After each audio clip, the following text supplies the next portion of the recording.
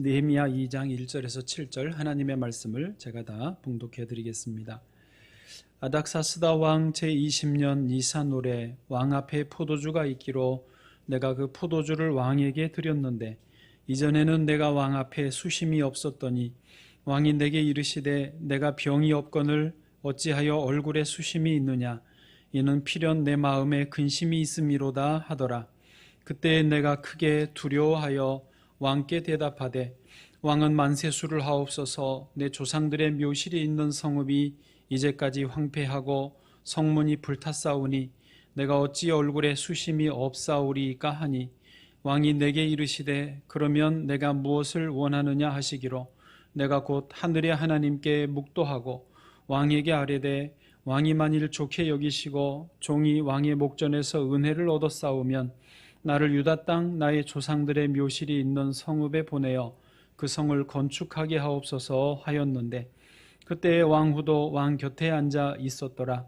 왕이 내게 이르시되 내가 몇 날에 다녀올 길이며 어느 때에 돌아오겠느냐 하고 왕이 나를 보내기를 좋게 여기시기로 내가 기한을 정하고 내가 또 왕에게 아뢰되 왕이 만일 좋게 여기시거든 강 서쪽 총독들에게 내리시는 조서를 내게 주사 그들이 나를 용납하여 유다에 들어가기까지 통과하게 하시고 아멘.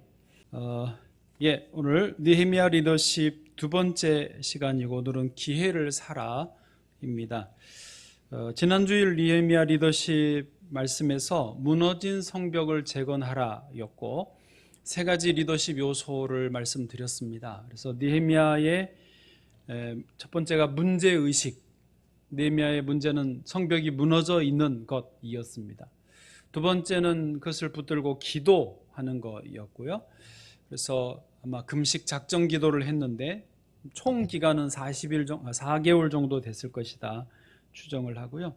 마지막 세 번째는 해결책 찾기였습니다. 그래서 기도를 통해서 어떤 문제를 풀 수 있는 실마리, 키를 찾는 것. 이제 느헤미야에게는 그게 왕 앞에서 은혜를 입는 것이었습니다. 자, 이제 해결책, 실마리까지는 찾았지만 이제 오늘로 이어지면 해결책, 그 실마리를 붙잡았다고 해서 그 문제가 다 해결된 건 아니잖아요. 성벽이 건축된 건 아니잖아요. 그래서 아직은 시작 단계에 불과하고요. 오늘 이 2장에서 그 다음 단계들을 세 가지 오늘도 살펴보겠습니다. 첫 번째는 치밀한 계획입니다. 계획 앞에 치밀한이 있는 것에 유의해 주시면 좋겠습니다. 이제 그 해결책에 합당한 계획을 구체적으로 실제적으로 또 할 수 있으면 치밀하게 세워야 된다라고 하는 것입니다. 어떤 분들은 좀 의아하실 수 있어요. 목사님, 기도하면 다 해결되는데 무슨 계획을 세웁니까? 그거 인간적인 방법, 세상적인 방법 아닙니까? 아닙니다. 우리 하나님 아버지께서도 모든 권세와 주권을 다 가지고 계시지만 하나님은 마음대로 하고 싶으신 대로 하셔도 되시는 분이지만 하나님께서도 일을 하실 때 치밀한 계획을 세우셨고 질서 가운데 하셨다라는 것입니다. 예를 들면 가장 중요한 저와 여러분을 하나님이 구원해 주셨지 않습니까? 그런데 우리가 구원 받는데도 그냥 아무렇게나 어쩌다 얻어 걸려서 내가 우연히 교회 다니게 되어서 구원받은 게 절대 아니고 하나님이 태초부터 창세전에 저 여러분을 구원하시기로 예정하셨기 때문에 그 계획이 있으셨기 때문에 구원받은 것입니다. 에베소서 1장이 그렇게 자세히 나와 있는데요.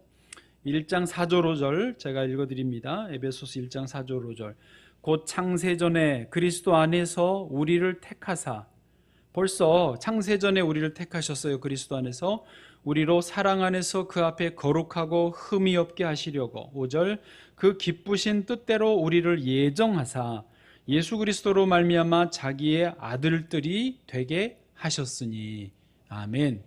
이렇게 하나님의 구원의 계획이 있었고 우리를 구원하시기 위한 전체 어떤 계획서들이 다 있었다라는 것입니다. 그게 성부 하나님이 하신 일이에요. 같은 에베소서 1장의 뒤편에 보면 성자 예수님이 또 그 구원의 계획을 실행하셨어요. 그래서 구원 계획의 실행의 핵심이 뭐냐면 십자가를 지는 거죠. 우리가 죽어야 되는데 대신해서 예수님이 십자가를 짊어지신 것, 그것이 예수님의 그 아버지가 세우신 계획을 실행하신 거예요. 예수님이 그러셨죠. 군대를 동원해서 다 저들을 물리칠 수 있지만 그러면 하나님의 그 일이 있으리라고 하는 계획, 그 말씀은 어떻게 이루어지겠느냐 하면서 예수님도 하나님의 구원 계획서를 존중하시고 거기에 당신을 맞추신 거예요. 그리고 뒤에는 성령 하나님은 이제 우리로 하여금 그 하나님의 구원 계획을 듣게 해주셨어요. 옆집 순이 엄마를 통해서든 교회 나와 목사님을 통해서든 복음을 듣게 하셨고, 그리고 내 마음에 믿게 해주셔서 결국 우리가 이렇게 하나님의 백성, 주의 자녀 된 줄로 믿습니다. 그냥 아무렇게나 얻어 걸린 게 아니라는 말씀을 드리는 거예요. 한 가지 더 말씀을 드려보면 하나님이 이 세상 만물을 창조하실 때에도 질서와 계획이 있으셨습니다. 하나님이 6일 동안 창조하시고 7일째 쉬셨지 않습니까? 그 6일 동안 창조하신 면면을 살펴보면 딱 질서가 있고 계획이 있습니다. 예를 들면 제가 쉽게 좀 설명을 드려볼게요. 첫째 날 하나님이 뭘 창조하셨어요? 혹시 기억하세요? 빛과 어둠을 창조하셨습니다. 그렇죠? 그런데 그 짝이 맞아요. 넷째 날로 가보면 하나님이 해와 달과 별들을 창조하셔서 그것들로 낮과 밤을 주관하게 하세요. 이게 첫째 날과 넷째 날이 짝꿍이 맞으면서, 그러니까 앞에 세 날은 기반을 만드시고 뒤에 세 날은 그 위에 내용물을 채우시는 거예요. 그래서 첫째 날 빛을 만드시고 빛과 어둠을 나누었는데, 넷째 날에 해와 달과 별들을 만드셔서 낮과 밤을 주관하게 하시는 거니까 내용물이 채워지는 거예요. 둘째 날에는 뭘 만드셨을까요? 궁창이 하늘인데 그 궁창 위의 물과 아래의 물을 만드셨습니다. 물을 나누셨어요. 그래서 궁창 위의 물이 이제 구름이라고 볼 수 있고 아래의 물이 바다, 우리 지구에 있는 물이죠. 그런데 다섯째 날에는요, 뭘 만드셨냐면 하늘이니까 하늘의 새들을 만드셨고 바다의 물고기들을 만드셨어요. 그러니까 둘째 날 하늘과 바다를 만드시고 다섯째 날에 그 하늘의 새들, 바다의 물고기들, 내용물을 채워주시는 거예요. 이해되십니까? 그리고 이제 셋째 날에는 또 뭘 만드셨냐? 땅에서 그 육지와 물을 땅과 육지로 그 바다로 나누어서 물은 바다로 다 몰려가게 하고 땅은, 육지는 따로 물 없는 곳을 만드셨어요. 그리고 대신에 땅에는 기본적으로 풀, 씨 맺는 채소 정도를 만들어 놓으셨죠. 그리고 여섯째 날에는 이제 땅 위에 온갖 생물들과 가축들과 기는 것들, 그런 짐승들을 만들고, 그리고 맨 마지막에 하나님 형상을 따라 우리 인간을 만드신 거예요. 이렇게 하나님도 결국 첫째, 둘째, 셋째, 넷째, 다섯째, 여섯째 날 쭉 따지고 보면요, 다 질서가 있어요. 계획이 있어요. 아무렇게나 만들어진 세상이 아니라는 거예요. 자, 이렇게 질서 있게 계획 가운데 만들어진 세상 속에 우리가 살고 있기 때문에 우리가 하나님의 일을 하고 건강한 인생을 살기를 원한다면 우리도 그 하나님의 성품을 닮아서 질서가 있고 계획이 있어야 된다라는 거예요. 하나님이 질서 있게 만들어 놓은 세상에서 우리가 아무렇게나 되는 대로, 닥치는 대로 살면 안 된다라는 거죠. 이게 안 맞는 거예요. 성경에서 우리가 자주 기적 이야기를 읽고 듣습니다. 설교 때도 오병이어의 기적, 물 위를 걸으신 예수님, 죽은 나사로를 살리신 예수님, 나병 환자 고치신 예수님, 풍랑이 와도 끄떡없어 예수님이 계시면 다 살지요. 이런 기적만 자꾸 강조하다 보면 그 기적이 일어나기까지 꼼꼼하게 계획이 있었던 것을 간과하기가 쉽습니다. 그래서 그냥 믿으면 돼요, 기도하면 돼요. 그게 틀린 말은 아니지만 계획도 있어야 된다는 것이죠. 마치 지니의 마술 램프처럼 램프를 문지르면 지니가 튀어나와 가지고 주인님 말만 하십시오, 다 들어주겠습니다, 이런 게 아니라는 거예요. 올림픽에서 메달을 따면 얼마나 좋습니까? 다 우리가 그 선수들 박수해주고 격려해주는데, 여러분 그 선수들이 막 펑펑 울어요. 따는 선수나 못 따는 선수나 얼마나 우는지 몰라요. 왜냐하면 그동안 훈련을 어마어마하게 했습니다. 그리고 요즘은요, 훈련도 그냥 막 무대뽀로 하지 않아요. 체계적으로, 과학적으로 합니다. 예, 얼마나 체계적으로 하는지 몰라요. 옛날 우리 초등학교 시절에 방학 숙제가 꼭 그게 있어요. 방학 동안 하루 일과표 작성하기. 기억나죠? 이런 그림에다 동그란 원 그려가지고 취침, 기상, 아침 체조, 아침 식사, 오전 공부, 오전 놀기, 점심 먹고 또 오후 공부, 또 놀기, 저녁 먹고 TV 보다가 일기 쓰고 잠자기. 숙제는 그렇게 했는데 계획은 그럴싸하게 해요. 정말 계획대로 살면 야, 이거는 난리 대단할 거예요. 그러나 그렇게 사는 애들이 거의 없습니다. 저도 단 하루도 그렇게 살지를 못했어요.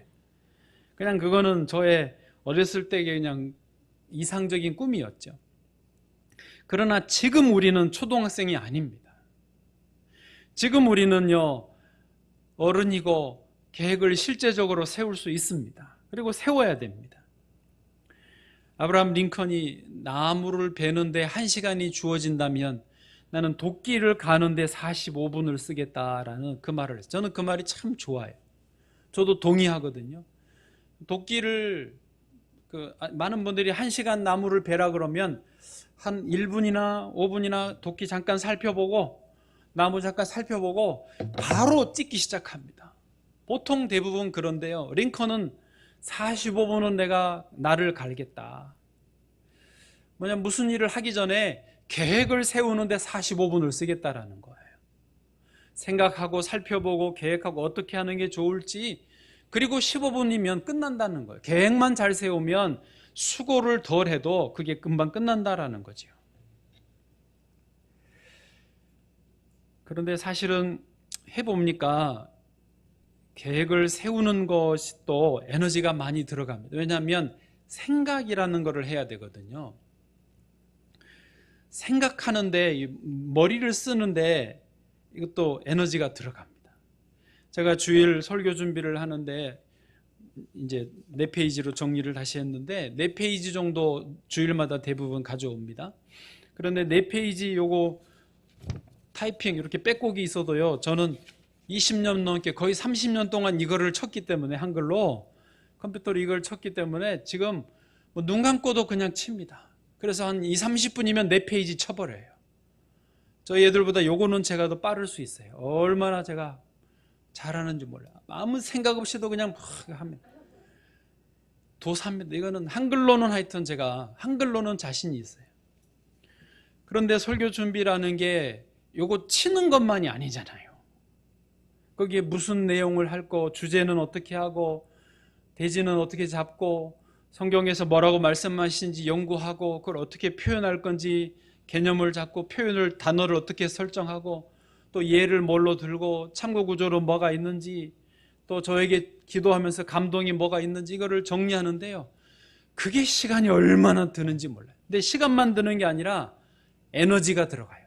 여러분 해보시면 알지만 생각을 계속 해가면은 그게요, 에너지가 많이 들어갑니다. 그래서 예를 들면 어제도 제가 교회를 크게 벗어나지 않고 책상에 앉고 아니면 옥상 가서 바람 쐬는 것밖에 없었는데도 점심때 되면 배가 고파요. 에너지를, 생각만 하는데 에너지가 들어가니까. 저녁 때 되니까 배가 고파서 밥을 먹으러 집으로 갑니다. 허겁지겁 먹습니다. 우리는 생각하지 않으려는 경향이 있습니다. 몸을 움직이지 않는 것도 게으름이지만은요, 생각하지 않는 것은 더 심각한 게으름입니다. 그래서 요즘에 도피처가 있어요. 스마트폰이나 TV, 유튜브 같은 거 보는 게 도피처예요. 유튜브 보면 재밌죠? 흥미롭지요. 시간도 금방 가죠. 그런데 생각을 안 해도 되니까 쉬는 거죠. 예, 잠깐씩 그러는 거는 괜찮지만 거기에 빠져서 이 유튜브 알고리즘에 걸려가지고 그 다음에 더 재밌는 것, 관심 있는 것, 더 센 것이 계속 줄줄이 사탕으로 나오게 되어 있습니다. 유튜브 알고리즘이라고 계속 그거를 올려줘요. 나한테 내가 한번 보면 그에 관련된 거를 계속 올려줘요. 그걸 계속 1시간, 2시간 만약에 본다 그러면 아무 생각 없이 그냥 그거를 보고 있는 거예요. 게으름이에요. 여러분, 계획을 세워야 됩니다. 만약에 문제가 있고 문제에 대한 해결책을 찾았다면 그것의 해결책에 맞는 실제적인 계획서를 세워야 되는 거예요. 느헤미야는 이제 왕 앞에 은혜를 입는 것, 그게 해결책이었는데 그에 맞는 계획을 세웠어요. 제가 이렇게 성경 보니까 4가지로 정리됩니다. 하나, 첫 번째, 자기가 직접 예루살렘에 가서 성벽을 재건한다. 둘째, 예루살렘 가기까지 왕이 내려주는 통행증을 가지고 가야 안전하다. 셋, 건축을 해야 되는데 성벽을 재건해야 되는데 목재는 아무데나 구하기가 어렵잖아요. 그래서 왕이 그 목재 사용 허가증을 내려주게 한다. 네 번째, 나머지 이제 재료들과 인력은 예루살렘에 가서 현지에서 조달을 한다. 이게 느헤미야가 생각을 계속해서 세운 계획이에요. 따지고 보면 계획이라는 게 복잡한 게 아닙니다. 그냥 계속 그 안에서 생각을 해보면, 상상하면서 그 상황을 가정을 해보면 계획서는 나오게 되어 있어요. 목사하면 목회 계획서, 사업을 하면 사업 계획서, 공부하면 공부 계획서. 여러분, 결혼을 하실 분들도요, 결혼 계획을 세워야 돼요. 그냥 사랑하는 사람과 만나서 결혼하고 살면 그게 결혼 생활인 줄로 착각하시면 안 됩니다. 그런 착각 안 하지요? 예. 결혼을 해서 잘 행복하기를 원하면 결혼을 해서 어떻게 살 건지 계획서를 세워야 돼요. 재정 계획서만 너무 세우지 말고. 자녀도 양육 계획을 세워야 돼요. 내 꿈이 있으면 비전 계획을 세워야 됩니다. 취업도 취업을 하고자 원하면 취업을 어떻게 들어가는 것도 계획을 세워야 되지만 들어가서 어떻게 직장 생활할지도 계획을 세워야 돼요. 목회가 잘 안 되는 것도, 사업이 잘 안 되는 것도, 공부가 잘 안 되는 것도, 결혼이 어려운 것도, 자녀 양육이 힘든 것도, 꿈대로 잘 안 되어지는 것도 다 계획이 없기 때문입니다. 계획이 있으면요, 상당 부분이 수월하게 되는 것입니다. 지금 우리 배구 아마 끝났는지 모르겠는데 우리나라 배구의 김연경이 아주 지금 유명해졌습니다. 그런데 배구 감독이 이탈리아 사람이에요. 최초로 외국인 감독을 영입을 했는데 스테파노 라바리니라는 감독인데요. 이분은 자기가 배구 선수를 해본 경험이 없습니다. 17살 때부터 배구가 좋아서 배구 코치 보조자, 17살이면 고등학생 정도 아닙니까? 그거를 시작한 거예요. 그래서 계속 코치를 공부하고 감독이 된 거예요. 그러다가 김연경이 어디 터키 클럽에 있을 때 다른 클럽 감독이었던 이 스테파노 감독을 보고 괜찮으니까 우리나라 배구협회 추천해가지고 우리나라 배구 국가대표 감독으로 온 거예요. 배구를 해본 적이 없는 분인데 그래요. 그런데 이분이 배구를 계속 연구하고 어떻게 하면 이게 잘할 수 있어 계속 생각을 하는 거예요. 이번에 들었는데 올림픽 때도 감독이 서브를 넣는 우리 선수한테 정확하게 누구에게 서브를 넣어라, 어느 지점으로 서브를 넣어라까지 하나하나 계속 지시해 줬대요. 그러니까 서가지고 이런 아이패드 같은 거 들고 계속 생각을 하는 거예요.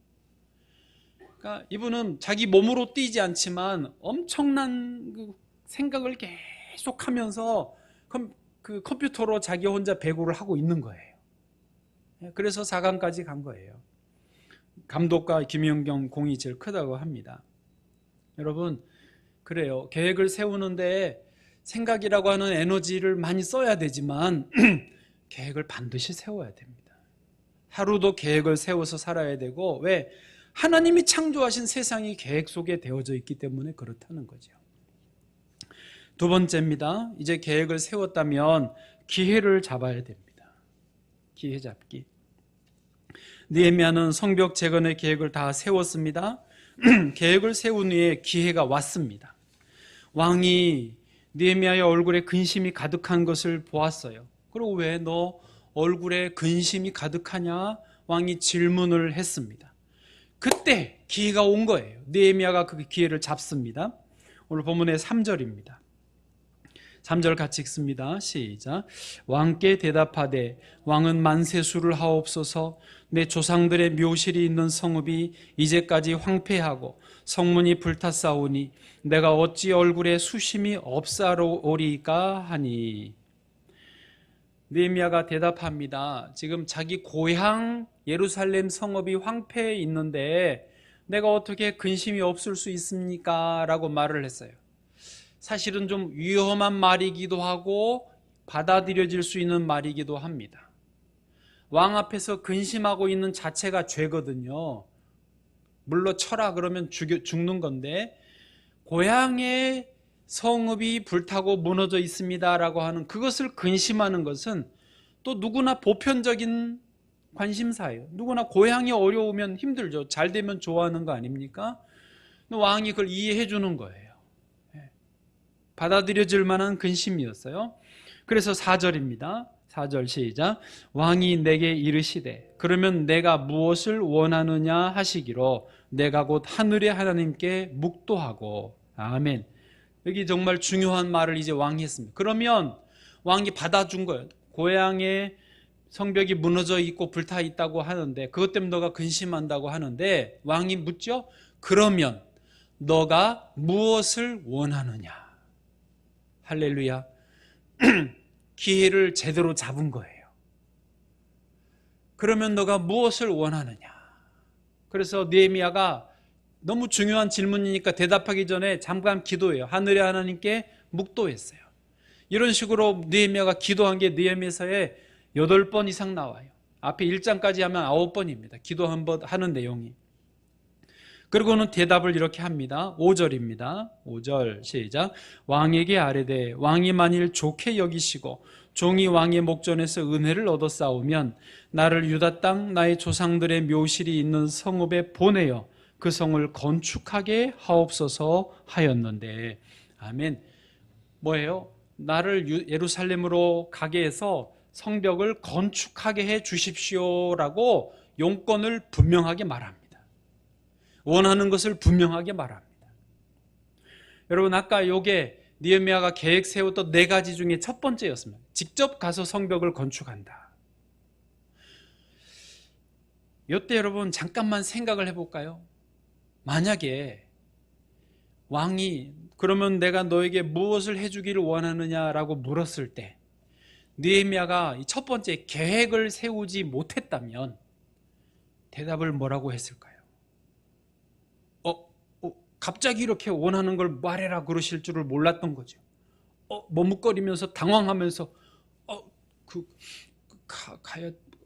그러면서 말을 제대로 못했을 거예요. 무슨 말인지 아시겠습니까? 여러분, 우리 중에 많은 사람들이 걱정은 합니다. 근심은 합니다. 문제가 있어서 신경은 씁니다. 그러나 그것에 대해서 기도하지 않고 그것에 대해서 해결책을 찾지 못하고 그것에 대한 구체적인 계획을 세우지 않기 때문에 기회가 왔는데 그 기회를 잡지를 못하는 거예요. 죄송합니다. 제가 생각을 아직 다 못했는데요. 계획을 한번 세워서 다시 한번 보고를 드리겠습니다. 그러면 이미 왕에게는요, 늦는 거예요. 많은 사람들이 기회가 왔는데 기회를 잡지 못합니다. 기회가 지나간 다음에 후회합니다. 직장 생활을 어떻게 할지 준비가 안 되어 있는데 취업을 한다면, 취업이 되어버린다면 그것도 괴로운 일입니다. 이해되십니까? 그건 본인도 괴롭고 그 회사도 손해입니다. 어떻게든지 취업하려고 안간힘을 쓰겠지만은 회사도 어떻게든지 준비된 사람을 뽑으려고 안간힘을 씁니다. 제가 대학 4학년 때 원래는 일반 대학원을 가려고 준비를 하고 있다가 2달 전에 갑자기 신대원을 가야 되는 마음을 주님이 주셨어요. 그래서 2달 만에 이제 다른 과목들은 영어나 뭐 상식이나 논술 이런 건 준비가 돼 있어서 성경을 2달 만에 준비해 가지고 턱걸이로 신대원에 들어갔어요. 준비가 돼 있었게요? 안 돼 있었게요? 안 됐죠. 신학의 신자도 모르고 신대원에 들어갔어요. 또 2달 준비하면서 욕심은 있어 가지고 하나님을 협박치는 기도를 막 드렸어요. 하나님, 저기 한강이 보이는데 이번에 안 붙여주시면 저는 다른 데로 가버릴 거예요. 막 그렇게 공갈을 쳤더니 하나님이 어이가 없으셨는지 합격을 시켜주셨어요.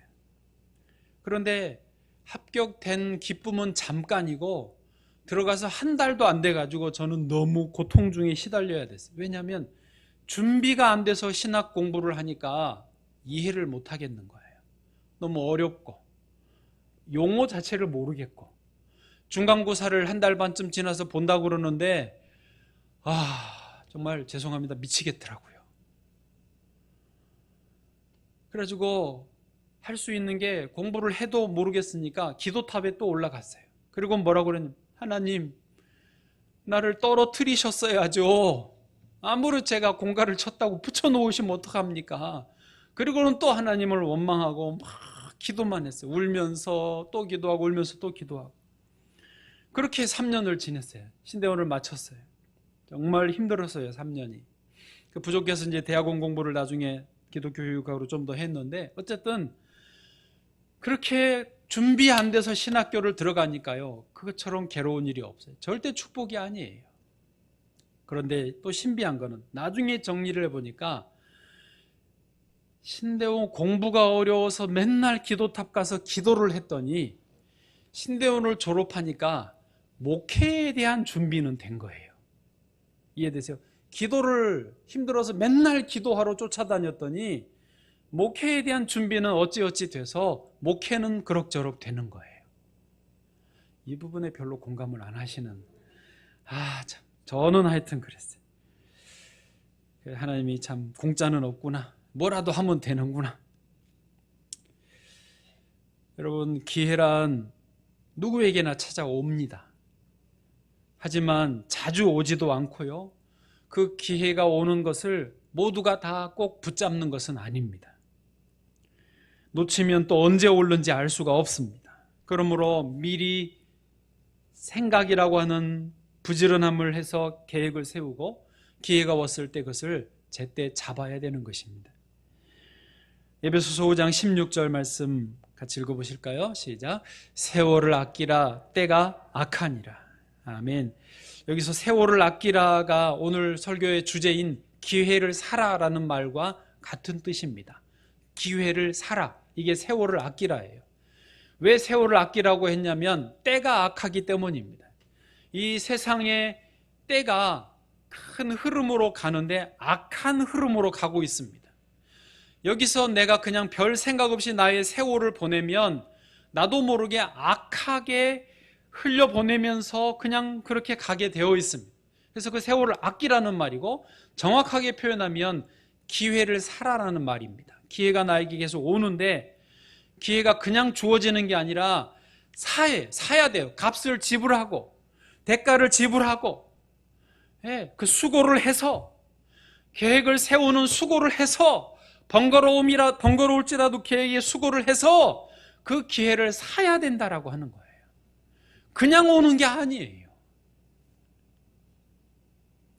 그래서 인생의 성패는 그 주어진 기회를 최선을 다하여 붙잡는 사람들, 충분히 활용하는 사람들에게 성공이 오는 것이죠.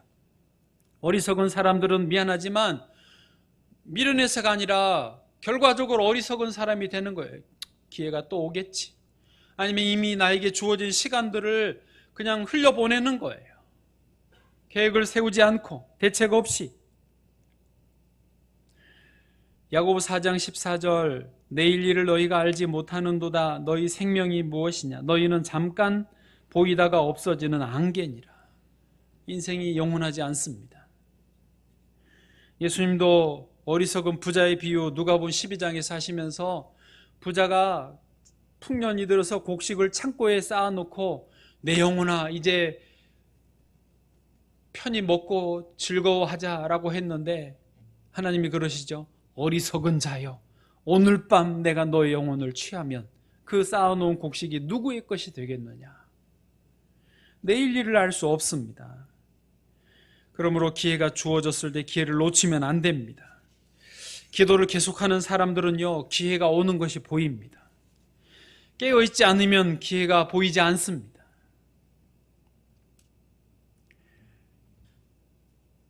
특별히 기회를 잡는 것에는 모험의 요소가 있습니다. 무슨 말이냐면 기회라고 100% 보장된 것만은 아니거든요. 기회를 잡아도 그게 될 수도 있고 안 될 수도 있어요. 그런 모험이 있어요. 그러나 우리는 하나님을 믿는 사람들이기 때문에 그런 약간의 모험성에도 믿음으로 도전할 수 있는 거예요. 할렐루야. 여러분 이것을 깨닫기를 원합니다. 느헤미야가 왕이 허락하지 않을 수도 있었어요. 자기가 죽을 수도 있었어요. 보장이 없었어요. 그러나 이미 기도했고 믿음으로 계획을 세웠기 때문에 왕 위에 계신 하나님을 의지하고 믿음으로 자기가 원하는 것을 분명하게 요구했던 거예요. 그리고 하나님 도우심으로 그 도전은 성공한 것입니다. 여러분 우리 삶에 어려움이 있어요. 위험 요소가 왜 없습니까? 그러나 믿음으로 도전하는 사람들은 그 일을 얻는 줄로 믿습니다. 할렐루야. 마지막 세 번째입니다. 세 번째, 하나님의 도우심을 경험하기입니다. 특별히 크리스찬 리더는 하나님이 도와주시는 것을 경험을 꼭 해야 됩니다. 구역장님이 기도하고 같이 마음을 모으면 하나님이 도와주시더라. 이거를 구역원들도 봐야 되고 구역장이신 본인도 이거를 스스로 체험하셔야 돼요. 그래야 계속 그 방향으로 나갈 수 있죠.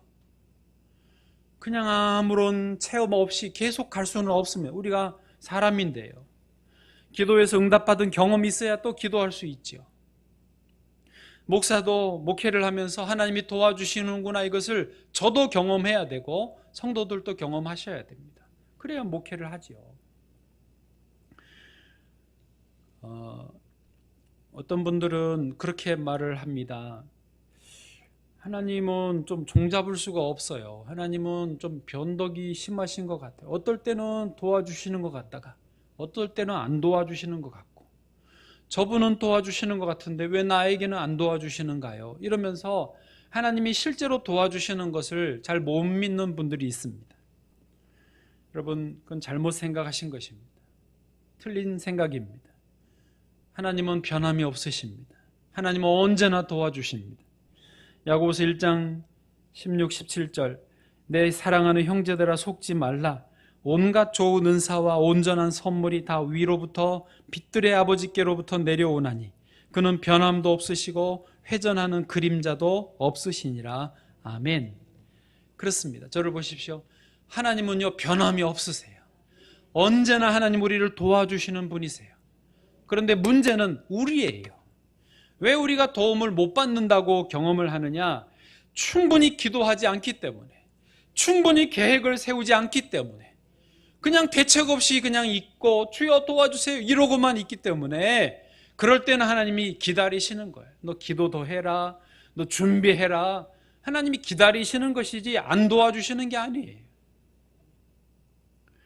지금 이 순서대로 느헤미야가 했던 대로 기도하고 해결책을 찾고 계획을 세우고 그리고 기회를 붙잡으면 손해보고 실패할 확률이 있어도 기회를 주여 믿습니다 하고 도전하면 하나님이 그 믿음대로 되게 해주시는 거예요.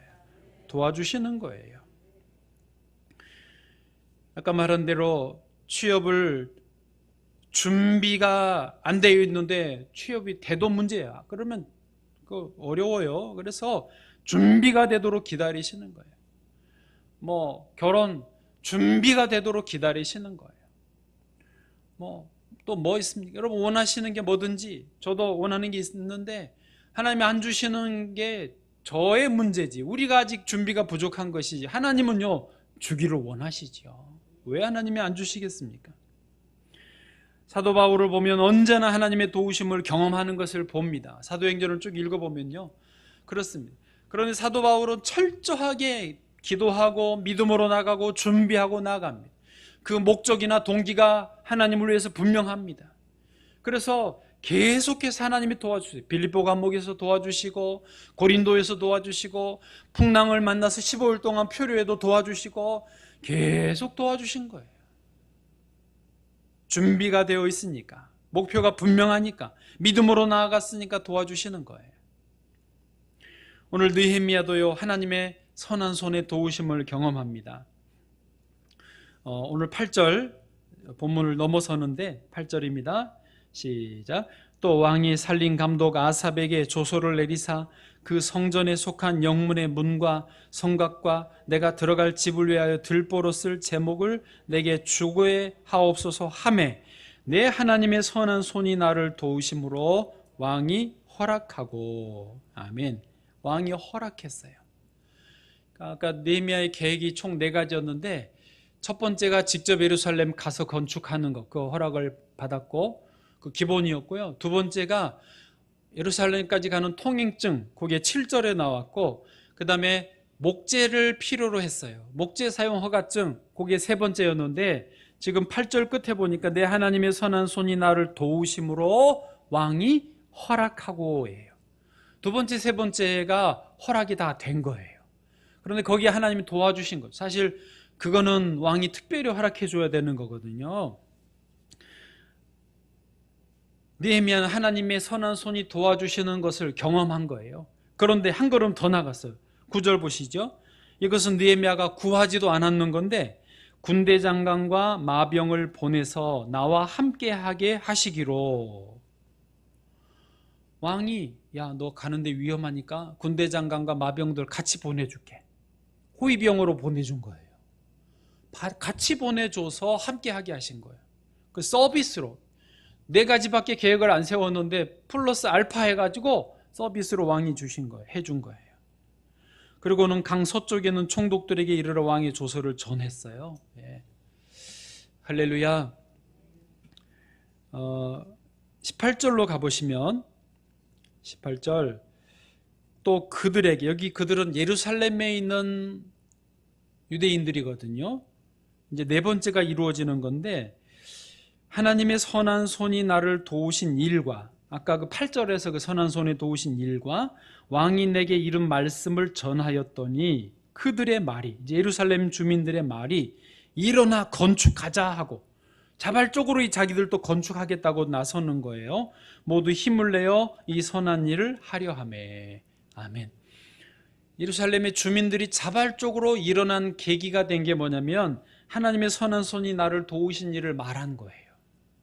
아, 느헤미야와 하나님이 함께 하시는구나, 이것을 확인하고 예루살렘 주민들이 자기들도 함께 일어나기 시작한 거예요. 이해되시죠? 이렇게 하나님의 도우심을 경험하는 것은 그리스도인 리더라면 반드시 필요한 일입니다. 가정에서 어머니도 아버지도 교회에서 구역장님도 목회자 당연히 그렇고요. 어떤 일을 하시든지 스스로에게도 이것을 경험하셔야 돼요. 그래야 믿음으로 계속 갈 수 있습니다. 오늘 말씀 정리하시죠. 첫 번째가 뭐였습니까? 치밀한 계획을 세워야 되죠. 두 번째, 기회를 붙잡아야 됩니다. 세 번째, 하나님의 도우심을 경험하셔야 되죠. 이 과정을 통해서 주께서 은혜 주시고 또 좋은 리더들 되시기를 축복합니다.